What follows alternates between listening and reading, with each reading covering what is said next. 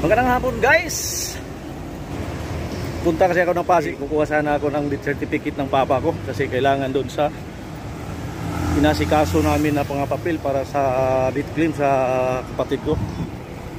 So namatay din yung papa ko. O ibang requirements na naman.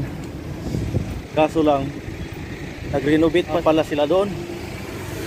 Pwede daw kumuha sa Makati or sa Quezon City. So nandito naman ako sa Makati guys. Dito ako na-assign. Nagtanong-tanong ako kanina guys. Meron daw dito sa may Camagong Street. So pinupuntahan ko ngayon. I-try ko na magtanong guys kung pwede tayo makakuha dito. Kasi matagal-tagal na yung mga papel na yan guys, natingga dahil sa mga requirements na kulang-kulang. So ngayon nadagdag na naman yung papa. So update ko na lang kayo guys mamaya. Hanapin ko muna ha. Ayan. So hindi punta dito guys, para lang pala to sa national ID.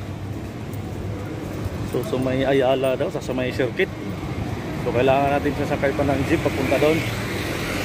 Kaso lang di natin alam kung saan tayo pwede sumakay dito. Hindi pala to Camagong guys, na street, Bagtikan. So, ang napuntahan natin PC pa rin.